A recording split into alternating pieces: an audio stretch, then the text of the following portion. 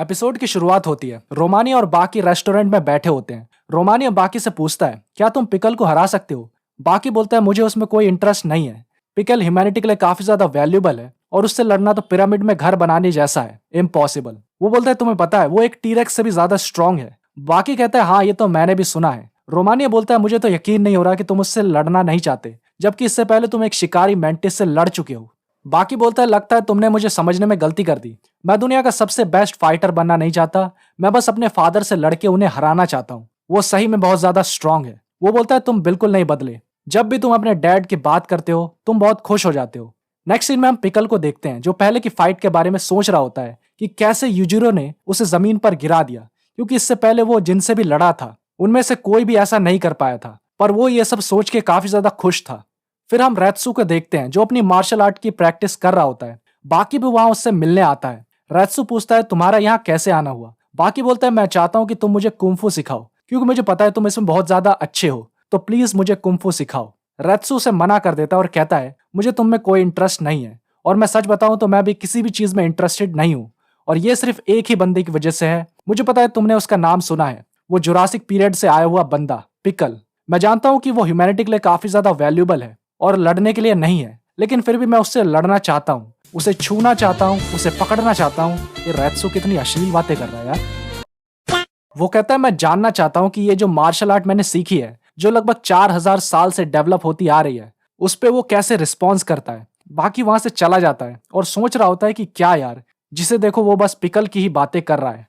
Next हम stadium का scene देखते हैं, जहां पर पिकल को रखा जाता है। गैरी बताता है कि यह काफी अजीब है कि पिकल ने 1 महीने से पानी के सिवा कुछ नहीं खाया। एल्बर्ट बताता है कि वो एक वॉरियर है और सिर्फ शिकार करके खाना पसंद करता है। गैरी कहता है, ये तो काफी इंटरेस्टिंग है। हमने पिकल के सामने एक बुल, फिर एक भालू, इवन एक लायन को भेजा, पर वो पिकल को देखते ही भाग गए।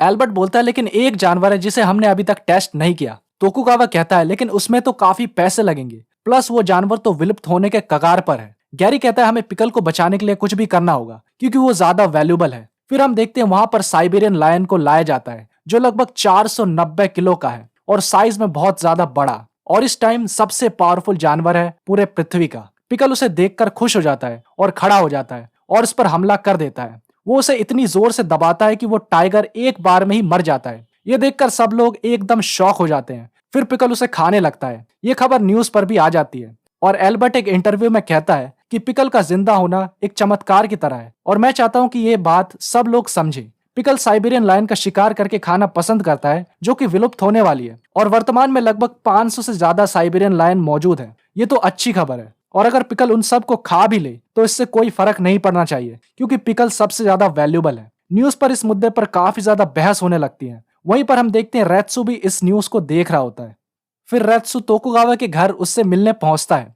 तोकुगावा पूछता है, तुम्हारा यहाँ कैसे आना हुआ? रेत्सु बोलता है, मैं जानता हूँ पिकल के लिए खाना ढूंढना कितना ज्यादा मुश्किल है, और मैंने सुना है कि वो उन्हीं को खाता है जो उस पर हमला करते हैं। तोकुगावा बोलता है, हाँ ये भी एक प्रॉब्लम है, इवन एक शेर भी पिकल को देखकर भाग जाता है। रेत्सु बोलता है, मैं उसका शिकार बनना चाहता हूँ। तोकुगावा ये सुन के शॉक हो जाता है और कहता है, लेकिन हम किसी इंसान को उसका शिकार नहीं बना सकते। पर रेत्सु अपनी बात पर अड़ा रहता है और बोलता है, तो क्या तुम उसे भूखा मारना चाहते हो, क्योंकि तुम्हें भी पता है पिकल कितना ज्यादा रेयर है। तोकुगावा फिर कहने लगता है कि हम किसी इंसान को उसका खाना नहीं बना सकते।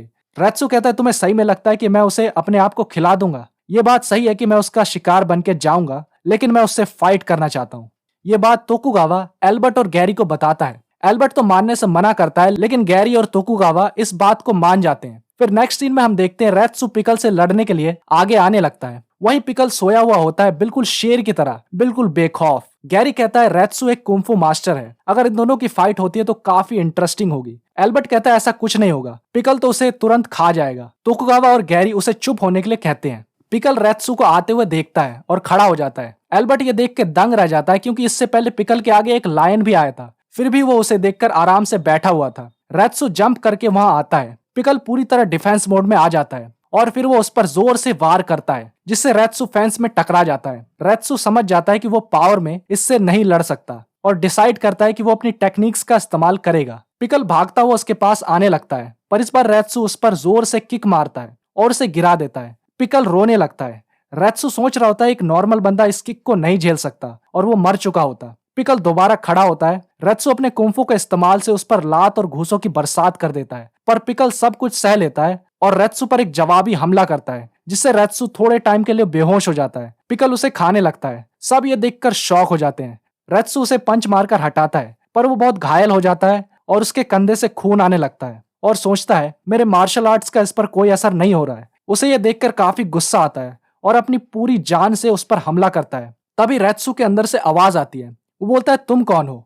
वो कहता है मैं वो हूं जो तुम बनना चाहते हो, और कहता है तुम अपनी मार्शल आर्ट को प्रोटेक्ट करने की मत सोचो, अपने बॉडी को कंट्रोल करो और अपने आप पर भरोसा रखो। पिकल दोबारा उस पर हमला करने आता है, पर रेत्सु इस बार पूरे फोकस के साथ उससे फाइट करता है और यहाँ तक कि पिकल के अंडों पर भी मार देता है और लास्ट में एक जोर से किक मारता है और उसे गिरा देता है। इसी के साथ ये एपिसोड खत्म होता है। अगर यार तुम्हें वीडियो अच्छी लगी हो तो इसे लाइक करना मत भूलना, ज्यादा अच्छी लगी हो तो चैनल को सब्सक्राइब करके जाना और कमेंट करके बताओ तुम्हें ये एपिसोड कैसा लगा। तब तक के लिए बाय, मैं मिलता हूं तुम्हें नेक्स्ट एपिसोड में।